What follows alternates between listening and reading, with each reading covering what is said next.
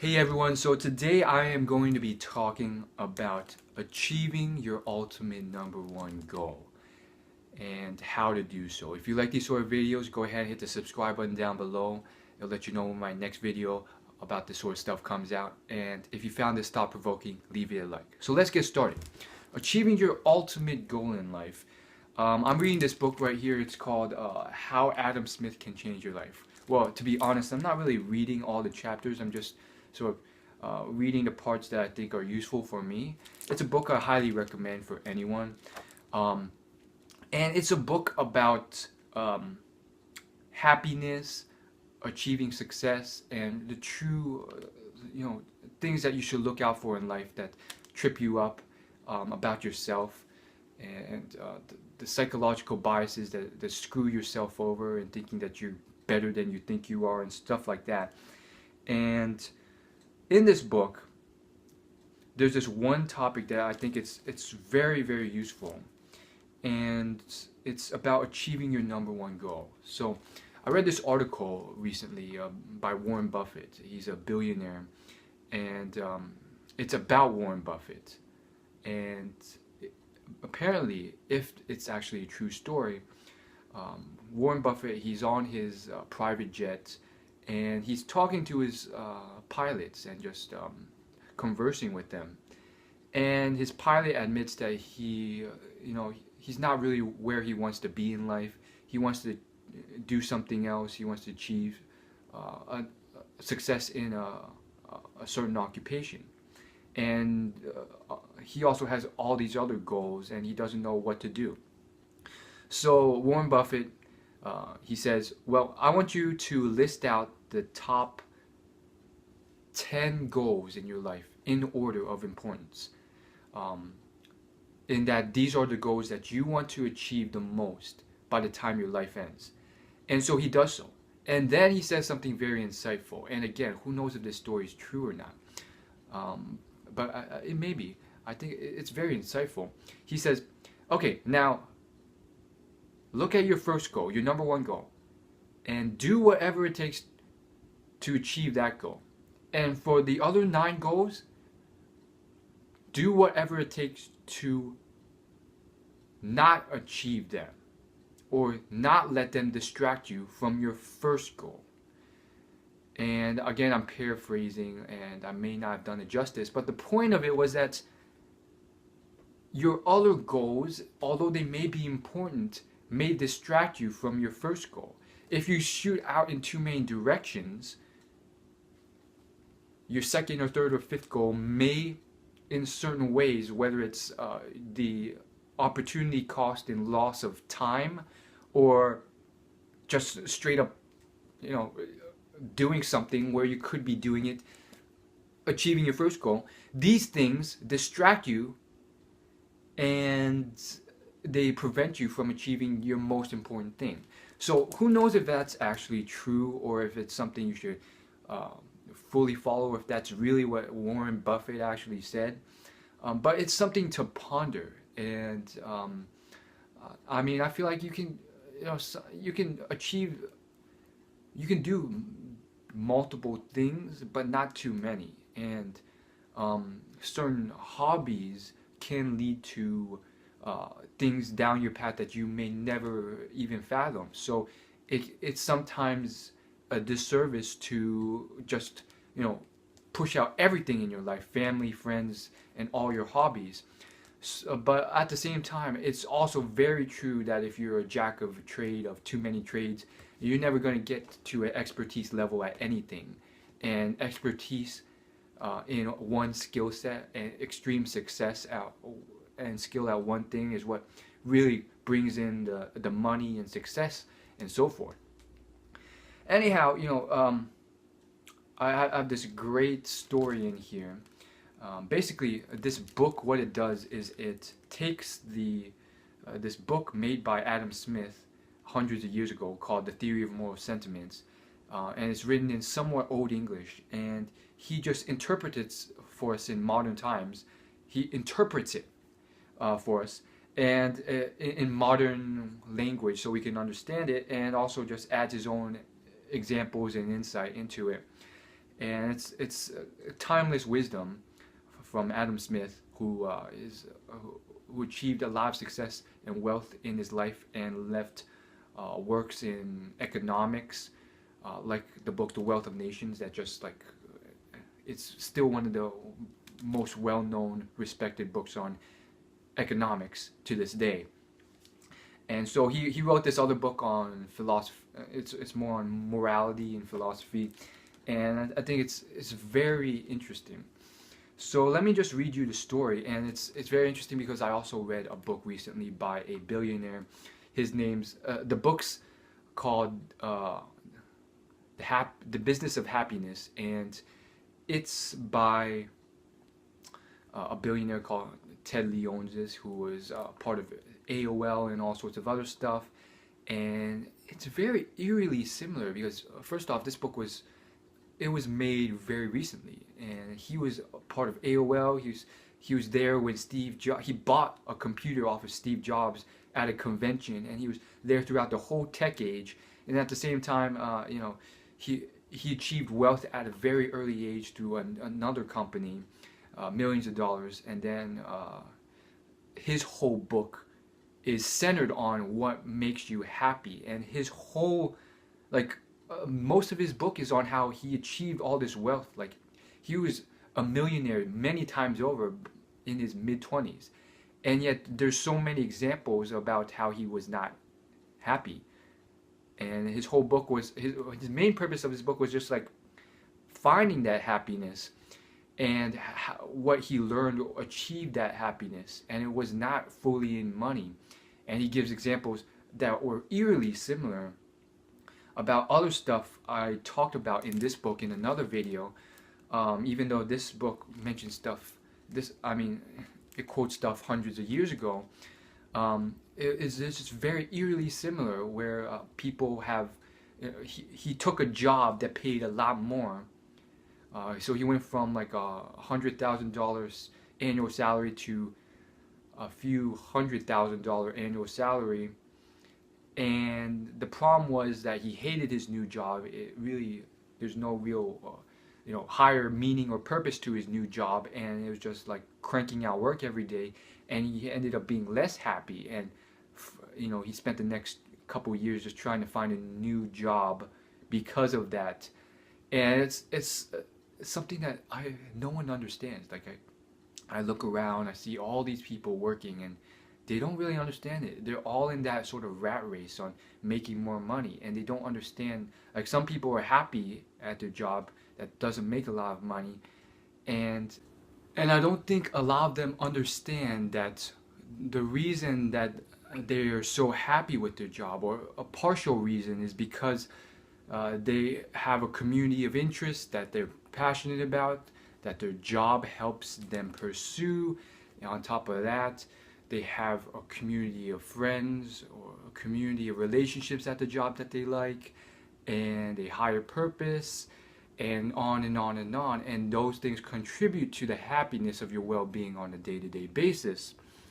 And so I think it's very profound, and I think it really helps a lot of people out, because a lot of people think that they need more money, or they can't achieve happiness with more money, which is not true.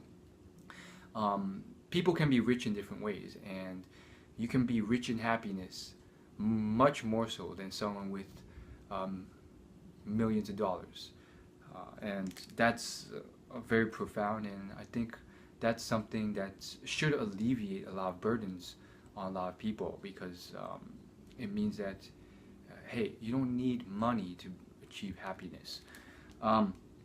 Anyhow, I'll read you this story by Adam Smith as illustrated in this book, and there's a bit of paraphrasing here to make sense of it. And it's just very eerie, because this story is just very reminiscent of that other book I read, The Business of Happiness, by Ted Leonsis, a billionaire who he wrote his book so recently, and this is just a very eerie similarity, one of many. So it goes like this. Adam Smith recounts the story of King Pyrrhus, a king of Epirus, which was a region of Greece. And this was a story from a book called Plutarch's Lives. And he recounts this in his book, The Theory of Moral Sentiments. And basically, this is what he says. He says, Pyrrhus is planning to attack Rome. His most favorite trusted advisor, Cineas, called the king's favorite, thinks it's a horrible idea. Cineas is a very impressive guy, a brilliant wordsmith and negotiator. And so this man has a skill that I need to work on because I can't do this for shit. But he's very eloquent and smart with his words. So rather than being a dunce, like I oftentimes am, and just attack the king, which is a bad move, it's usually not a great idea to tell the king he's making a mistake, even when you're a favorite of his. He takes a roundabout approach, very smart thing to do, which oftentimes I've failed to think smartly and do. I just go for the brute force way. But anyhow, this is what he does. He says, the Romans, sir, are reported to be great warriors and conquerors of many warlike nations. If God permits us to overcome them, how should we use our victory? And so Pyrrhus says, once we conquer Rome, we'll be able to subdue all of Italy. And then Cineas is like, and then what? And then Pyrrhus the king says, Sicily will be conquered next. And then what? Libya and Carthage will be the next to fall. And then what? Then all of Greece, says the king. And then what shall we do then? And then Pyrrhus answers, smiling, we will live at ease, my dear friend, and drink all day and divert ourselves with pleasant conversation. Then Cineas brings down the hammer on the king. And what hinders your majesty from doing so now? And so that just blows my mind because, first off, it's just like, it's a very clear thing, and it's not, it just draws so many parallels from other things I've heard from very successful rich people or just successful people. It's just like, you can go straight to your goal. You don't have to do all this weird crap that you think you need to do to get to your goal oftentimes. Not always, but oftentimes you can go straight to your goal. And going straight to your goal oftentimes can be easy. Many times in the real world, it's not as easy as this king who already has the resources available for him to achieve his goal of being at ease, drinking all day, and having pleasant conversation. The rest of us need to have some level of income in order to do that. We're not kings who have all the resources who can just drink wine all day and have pleasant conversation. But it's a very insightful thing because in the business of happiness, he recounts a real life story when he was in college at Georgetown University of a very, very similar instance of this. So Ted Leonsis, he's at Georgetown. He and his friend just went out to a bar, and they just, all sorts of tomfoolery, but it did not result in any girls coming home with them. Quite a shame. And so they're coming back home to their dorm, and he goes upstairs, and he comes back down, and his friend, it's morning, he goes to sleep, he wakes up, and then he comes back down, and it's morning, and then he sees his friend downstairs on the couch with a beautiful blonde girl on his lap, and he's just like, what the heck's going on? We didn't come home with any girls. How's this girl here? And then he's all flustered because he's gonna be late for work, and he's working to pay for his tuition at Georgetown University.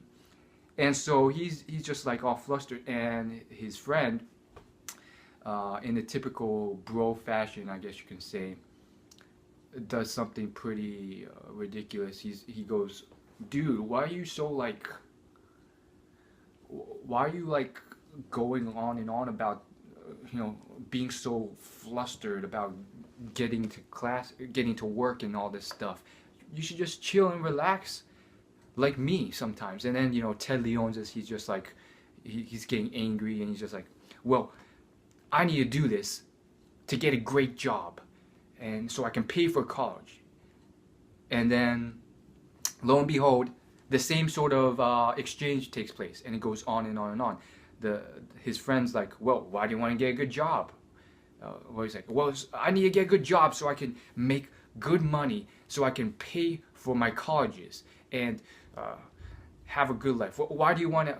Why do you want to have get a good job and do all this and have a good life? Well, so that one day I can settle down and be financially stable, so that I can have free time. And he's like, well, why do you want to have free time? And it goes on and on and on. And then eventually he gets to a point where he's like, well, I want to do this so that I can meet a great, beautiful girl like that blonde girl sitting on your lap right now.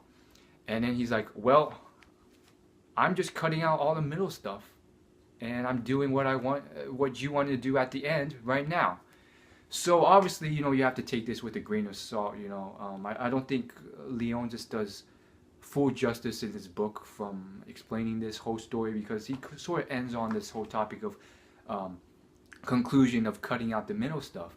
And that's all true to a certain extent. Oftentimes you can go to your end goal and cut out all this middle stuff, which I think a lot of people fail to do from the start. They're like, oh, I gotta do all this stuff so I can, do this eventually, or pursue this passion, or pursue this job in music, even though right now I'm working computer science and I hate it. But it's often the world's often complicated and nuanced place, and I think he doesn't do full justice in that. In the truth of the matter, he might not really understand it, but there's more reasons to do well and go to school and work and achieve financial stability, more so than just to get a girl at the end of the day. And so, I see this in a lot of teenagers and youth who they just forego academic education and all that stuff, and they just party and drink and do alcohol and drugs all day, and they I guess you can say they're fortunate enough to be good looking or whatever, or just naturally skilled enough to get beautiful women in their lives, and then the rest of their futures, they have no future in certain ways, to a certain extent. It's not too late for anyone if you're willing to commit and have the time to learn and educate yourself, as illustrated by many stories. But they put themselves in such a huge disadvantage because they end school, they end up either flopping out of school, getting kicked out, or having such horrible grades that they can't get any decent job, and then they're working their butt off for very low income, and it's just a horrible life ahead. So there's detailed nuances to this whole thing, but oftentimes if you get to the central message of this whole thing, it's like you have to understand both tenets. Like, you can't just prolong something indefinitely. Like for certain people, it's relationships.